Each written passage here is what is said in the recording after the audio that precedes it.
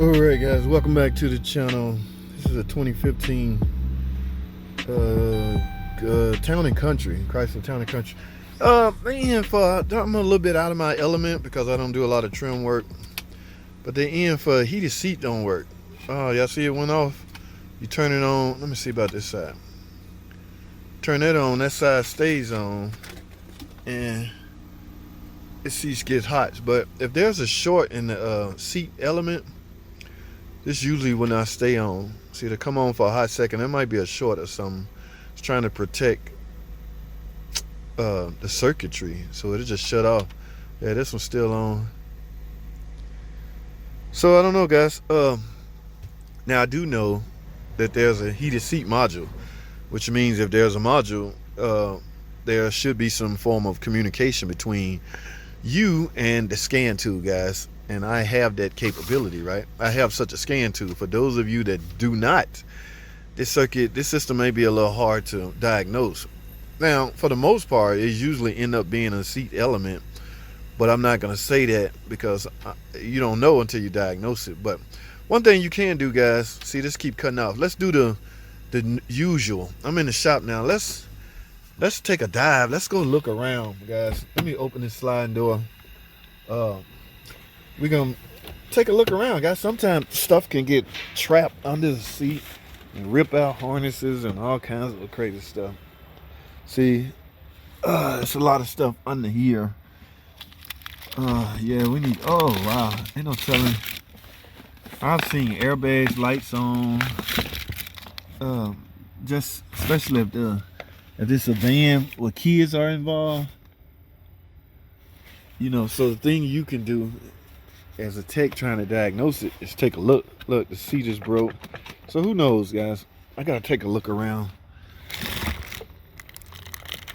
Look for the obvious rip wires.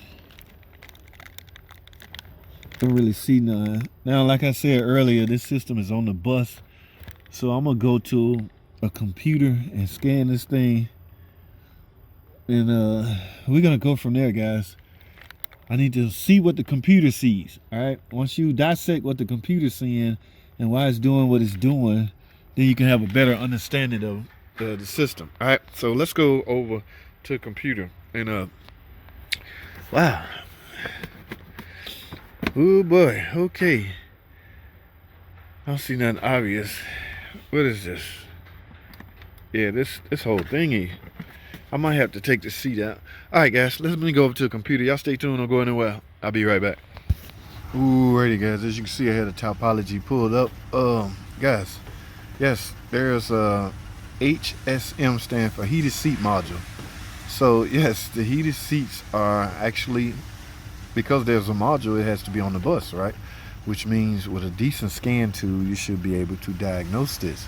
All right. In fact, I got a code in the tire pressure monitor also, but we're concerned with a heated seat because it is cold and she want her body to be warmed by the seats. That's what it's designed for. Some people pay for this, so they want it to work. Let's click here and see what we get. Oh wow, guys, code B1EB1. That stands for front left seat heater sensor 1 circuit resistant above threshold. Guys, every time I see this code, and look what else, it's active. That's usually the heated seat pad, the whole complete pad. Let's take a look at something right quick. Now, I'm not going to go through this step by step specific, but as you can see, the circuit is complete. It's not that it's not protected, but there's no fuse attached to it, so we simply dealing with the heated module, the heated seat module, and the cushion that goes on the seat. Okay, so basically, guys, the cushion pad is going to be at fault here, but I recommend you go through the diagnostic procedure. Let me take a look at one more thing. You really can't repair this stuff, guys. You have to replace the left front. Let's take a look at something. Oh yes, just as I figured. Okay, we're going to have to take the seat apart. Remove, here's the instruction right here. Remove the appropriate seat bottom back. Remove the cover from the cushion. Make note of the installation. Remove the heated seat element. That's the word I was looking for. We're going to end up needing the seat element, guys. When servicing the front passenger seat bottom cushion, if required, remove the ODS from the cushion. Okay, so basically, in order for me to get her seat back working, like I say, guys, the circuit is fairly simple, and I don't want to make this complicated. Okay, if you got connection, if your connection points are right here, and the module is doing its thing, because I'm able to speak to it, I'm able to talk to it, and you make sure you got a decent ground right here. There's no reason why your heated seat should be working, at least the bottom part. All right, 1B. Okay, make sure you notate which element is at fault. You got one for your back and one for the bottom of your butt. Okay, so yes. Now let's go back over to the car. Let me go see if they want to buy a heated seat element first. Let me try to sell this, and we're gonna go from there, guys. All right. I know this was a rush diagnosis, but I'm pretty familiar with this setup, and every time I see this code, but there's no reason to shortchange y'all, guys. I apologize. If I had a lot of time, I can get more in depth with this stuff. Okay. For now, let's go try to sell this. All right, stay tuned. Don't go anywhere. I'll be right back.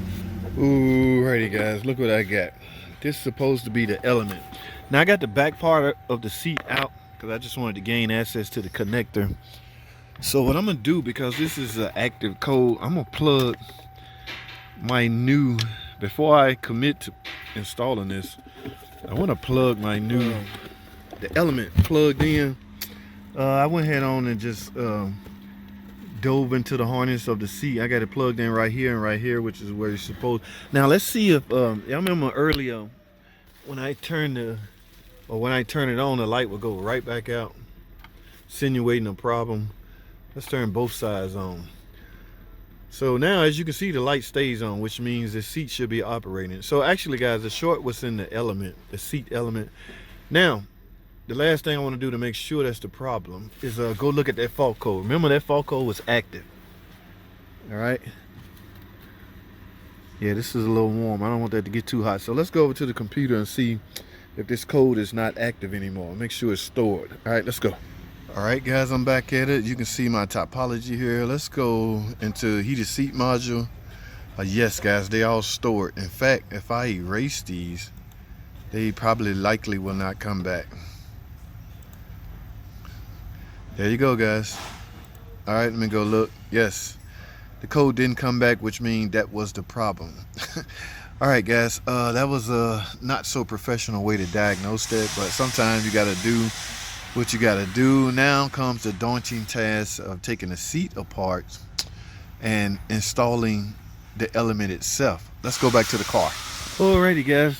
Yes, this thing is warm. Whoa. All right, so now how in the world can I cheat this, or will I have to take the seat out? I'm gonna do it right, guys. I think the instruction, I'm gonna go look at the instruction. All right, I think I'm gonna end up taking the seat apart, peeling it back, placing the cushion element in its spot. Look at that, my light's still on up there. Guys, that was the problem. All right, heated seat module detected a short or current circuit problem with the element itself. All right, so the diagnosis led me to the seat back element, which is this. You do not have to replace the whole seat unless you don't want to tear it apart and do this, but once you get the cover off of the back, that way you can gain access to all your wiring. Now, guys, like I say, here comes the daunting task of replacing. I don't know if I want to film that because this may come off as looking reckless, so we'll see.